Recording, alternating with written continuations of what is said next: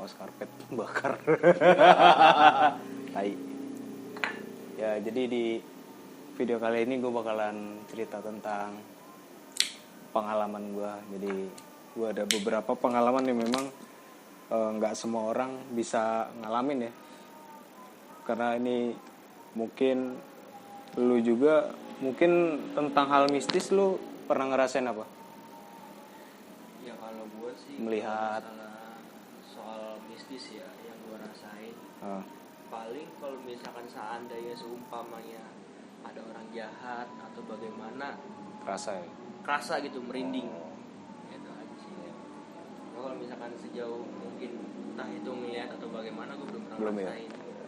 Cuma kalau misalkan ada rasa merinding hal wajar menurut gue. Ya, karena menurut gue hal-hal mistis itu memang sangat seru banget buat diobrolin ya. Dan di video kali ini gue bakal cerita tentang pengalaman gue pribadi. Jadi semasa awal gue ngelihat makhluk halus kali ya, yang seingat gue ya. Jadi gue dulu itu pernah jadi waktu SD kalau nggak salah kelas berapa ya, kelas 4 atau kelas 5 gitu. Jadi gue ngerasa waktu itu gue keluar kencing.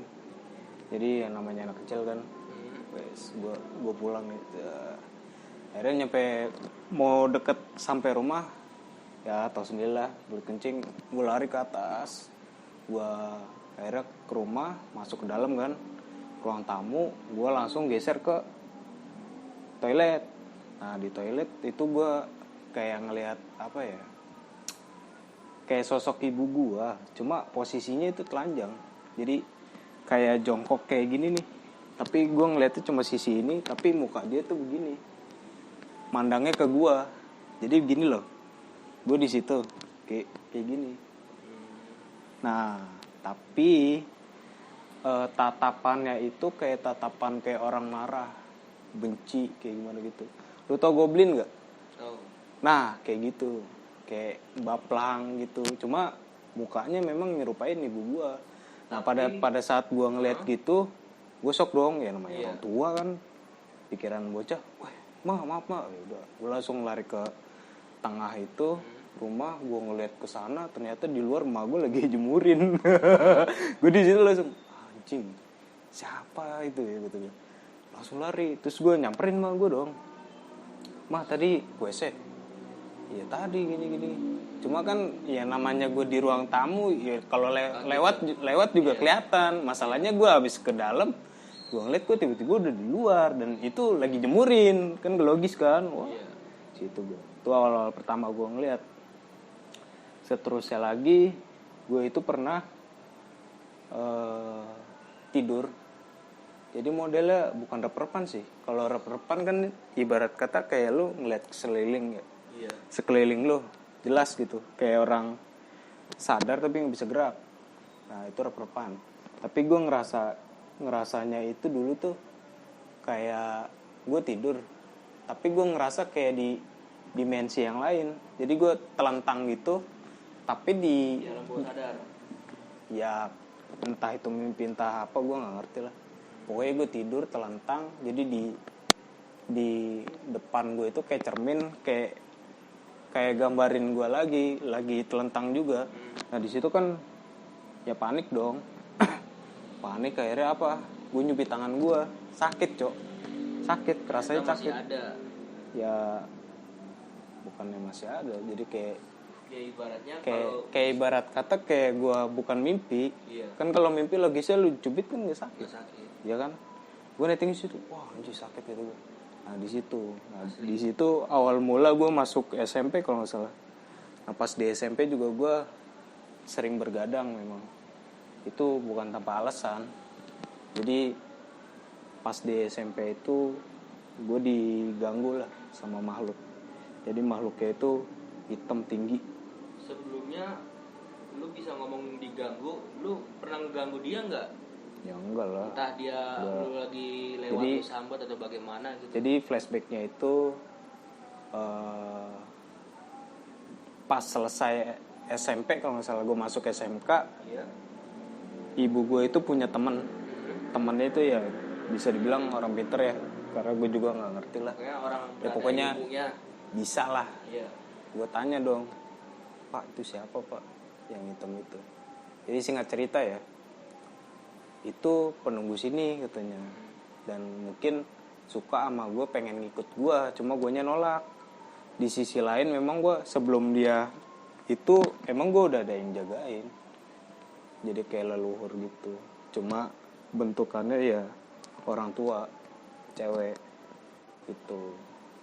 Nah di situ mungkin bertolak belakang sama gue, jadi karena auranya dia mungkin negatif juga ke gue. Jadi gue setiap malam itu gue nggak bisa tidur itu karena ya gue digangguin. Awal pertama gue ngeliat dia itu gue lagi tiduran.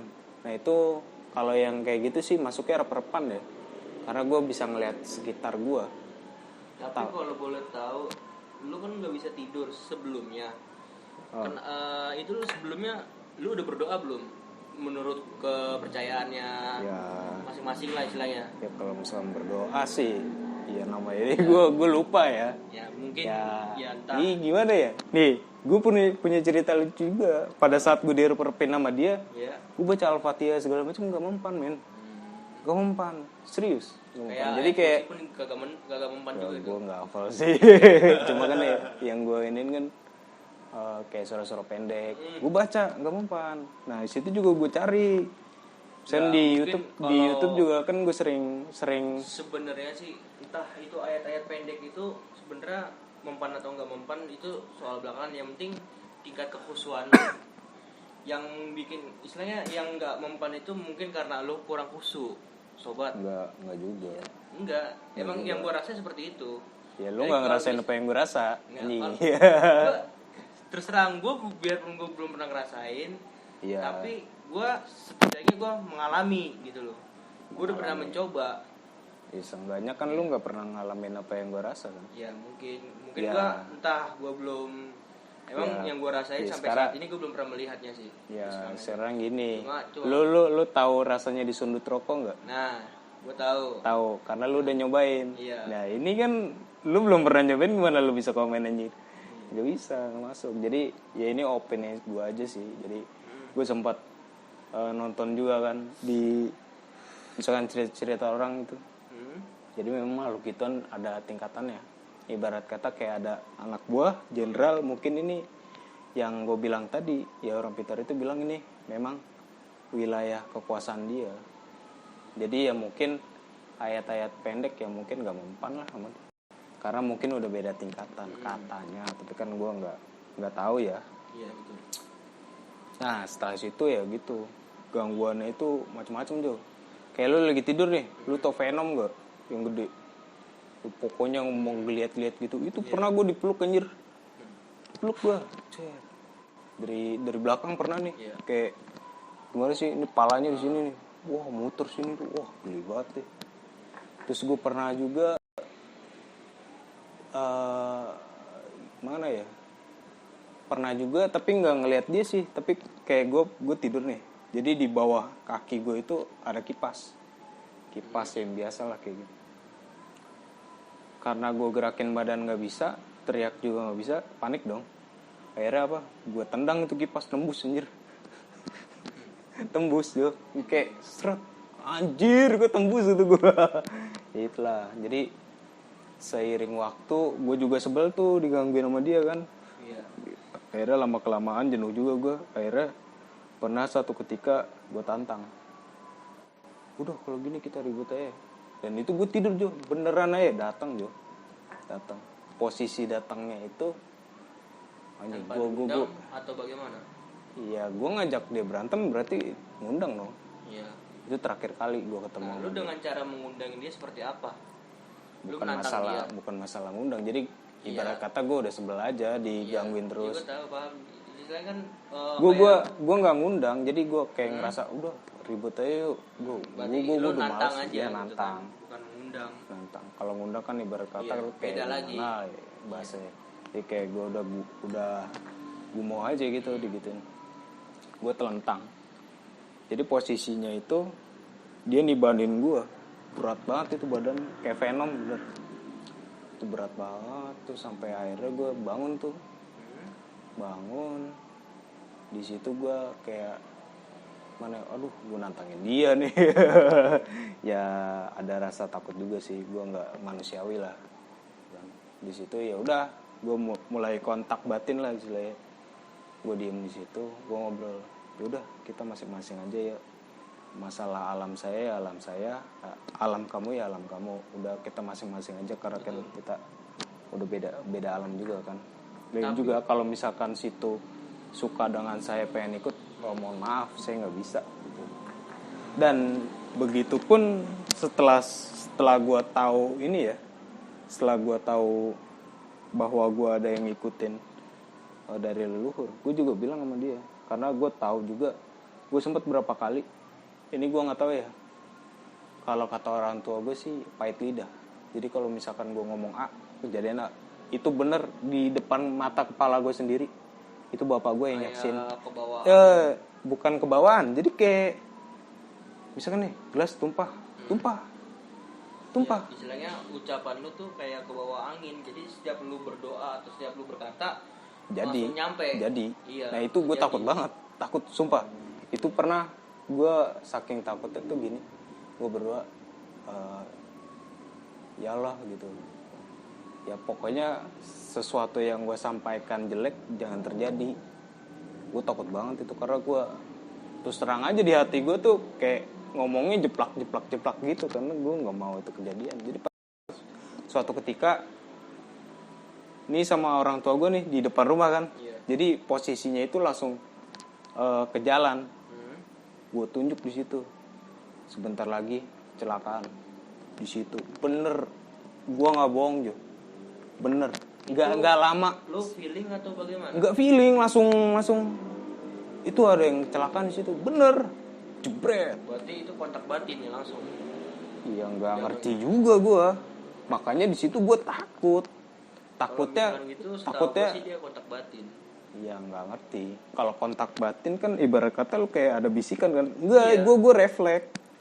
Oh refleks langsung situ, ntar ada yang kecelakaan. Bukan karena feeling kan, wah ini enggak. Enggak. Refleks langsung. Itu orang tua gue yang lihat, yang bapak gue ya. Itu bapak gue yang ngeliat. Kalau yang lain sih enggak. Nah dari situ gue udah begitulah. Terus kalau di sekolah kan yang namanya bocah iseng kan ada. Iya, Gue beberapa kali memang diisengin sama bocah. Gue kesel, motornya mati. Kan setahu gue nggak lu kerjain cabut busing atau bagaimana kan? Enggak. Kali kan istilahnya. Enggak. Pokoknya gue batin gue udah kayak orang kesel aja, kayak anjir gue dibully kan. Iya. Ya udah, kesel, motornya mati. Dan itu anehnya kan kalau misalkan tanpa dikerjain gitu. Iya, maksud gue kenapa pas-pasan di saat gue kesel, kenapa enggak kemarin? Iya, kemarin gitu. Dan itu pun matinya itu karena kelistrikan. Setahu gue kalau makhluk kayak gitu kan nyerangnya itu kalau misalkan ya kelistrikannya ya mati lah, ibarat kata kayak diusilin gitu. Ya makanya dari situ gue kayak udahlah jangan yang macam-macam. Gue juga selalu berdoa kan, kalau misalkan doa gue jelek jangan dikabulin gitu. Maupun itu gue lagi bener-bener serius emosi ya manusia mana sih yang mau nyelakain orang, ya kan, apalagi teman sendiri. Ya kesel sekali dua kali ya mungkin wajar lah, manusiawi ya. Nah itu lucunya lagi banyak sih kalau pengalaman gue sendiri untuk tentang hal-hal mistis kayak gitu ya, banyak banget. Terutama yang di awal sini sampai gue digangguin sama makhluk si hitam itu. Gitu. Tapi kalau lu boleh tahu, makhluk hitam itu lu niatnya itu sekilas atau real gitu? Jelas. Nah, maksud gue kalau kita ngelihat kan ibarat kata kayak gue di sini, lu di pojok, itu gue ngelihat dong. Ini gue dirangkul. Emang awal pertama itu gue ngelihat face to face sama dia, gue kira bapak gue. Terus kan gue manggilnya ayah ya. Ya, kok gue kayak gini badannya. Ya wah gue berontak nggak bisa. Nah itu pertama gue ngeliat, jadi gue face to face sama dia. Jadi kayak dia orang longok kayak gitu. Ya namanya kalau tidur kan gue nggak pernah terang kayak gini kan, di pas dimatiin gelap. Mungkin ya nyala, paling nyala perpan ayam gitu, lampu-lampu ayam. Itu pertama kali gue ngeliat dia situ. Jadi ya gitulah. Jadi gue sempat stres juga itu SMP. Sumpah. Ya namanya gara-gara gitu doang ya. iya, lu tidur nih jam 12. Subuh lu pasti bangun. Dan pas lu ngerasain reperpan itu, lu bangun, lu gak ngerasa tidur. Makanya kenapa gue standby.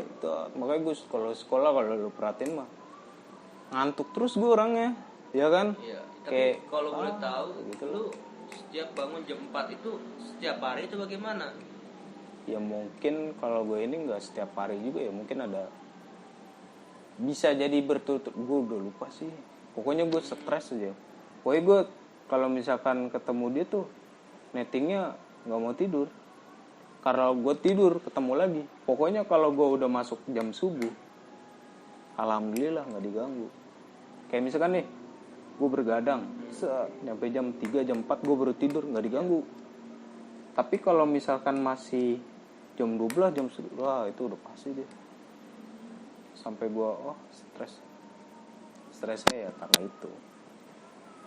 Jadi ya mungkin yang lain juga mungkin punya cerita-cerita yang masing-masing ya. Kalau gue kan punya ceritanya itu kayak pengalaman gini. pribadi lah Ya karena yang lu rasain. Ya karena yang gue lihat, ya karena yang gue lihat tuh gue memang ada ya gitulah, ada bisa tuh. Cuma kalau gue sih nggak ngulik lagi ya, karena gini loh, kalau lo nggak kuat, kalau nggak lu stres ya mati.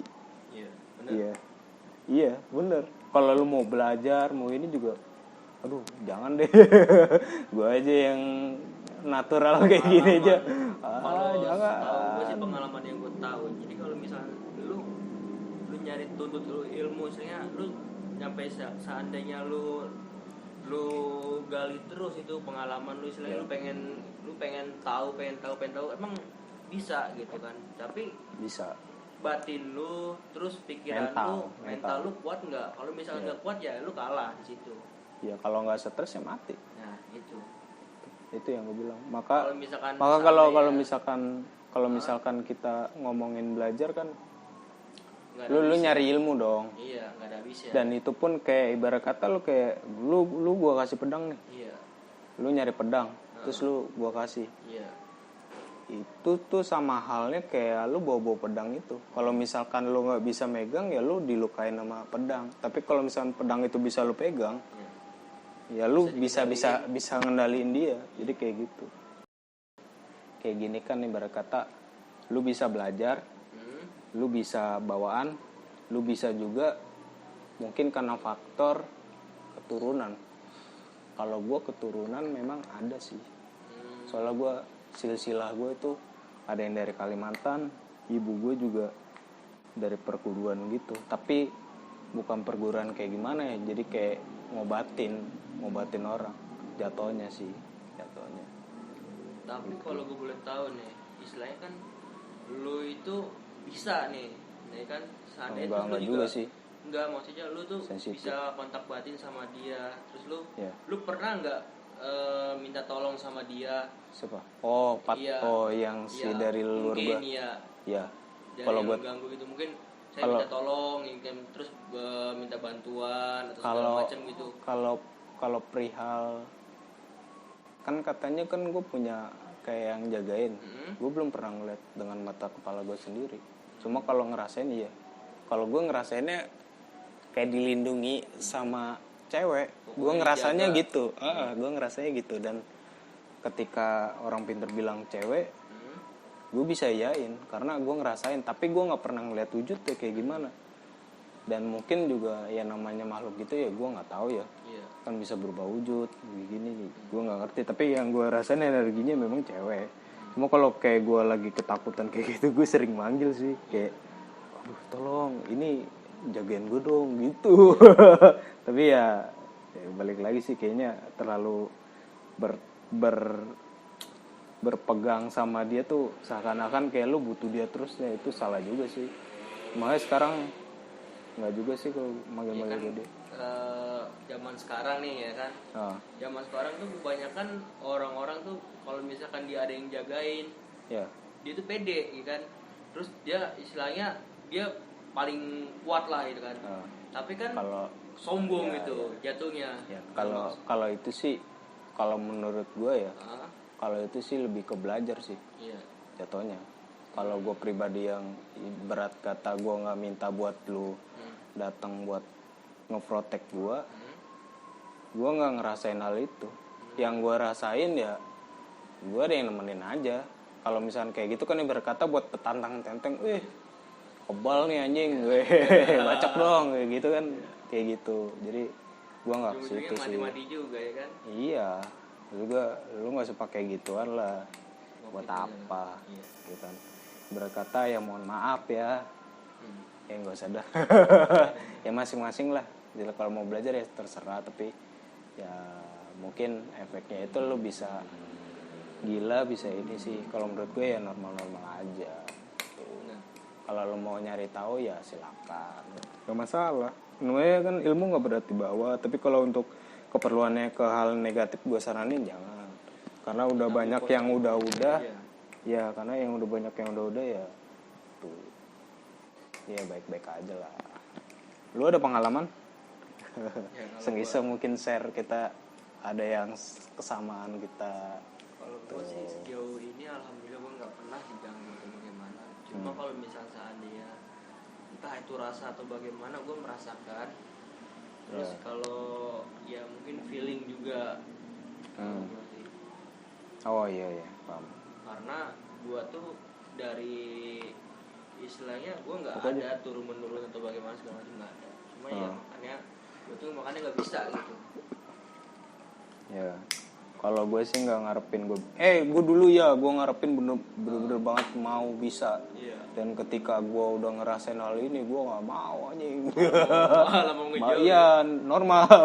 Wah. Malah capek. Ya gitulah. Ini udah durasi berapa sih?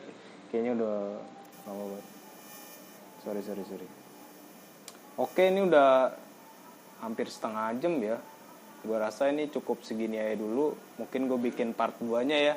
Gue ngobrol sama dia ini karena gue takut bikin sendiri. Sumpah, gue pernah bikin sendiri kayak gini, gue gak konsen. Kayak anjir, ada yang merhatiin gue gini. Kalau berdua kayak gini kan ngobrol kayak ya enjoy aja lah. Misalnya kalau gue nemu satset yang gue kelihatan kan gak terlalu panik lah gitu. Ya biarpun gue sering kayak ngeliat-liat kayak gitu, ya tetap aja sih scare-scare juga sih. Kaget juga. Tetap. Mungkin awalnya doang kaget. Ya gue udah terbiasa. Kalau jujur gue ngeliat itu udah terbiasa. Nah, gue pernah ngeliat makhluk apa aja. Banyak sih. Dan itu gue bakal ceritain ke video selanjutnya deh. Karena ini udah setengah jam, Cok. Udah lumayan juga. Nah, oke. Kita bakal lanjutin ke video selanjutnya. Mungkin ngobrol-ngobrol iseng aja ya, barangkali lu punya pengalaman yang sama bisa di-share di komen, atau mungkin lu bisa japri gua untuk ceritain pengalaman lu, dan lu bisa mungkin gue bisa ceritain ulang buat teman-teman yang lainnya gitu, yang mungkin penasaran dengan mistis dan segala macamnya. Oke, segini aja dulu dari gua. Mungkin ya next video selanjutnya gue bakalan bikin lagi yang kayak gini. Oke. Terima kasih buat yang nonton. Jangan lupa like, subscribe, dan ya komen aja lah yang mau cerita. Oke. Segini aja dari gue. Oke. Sekian, terima kasih.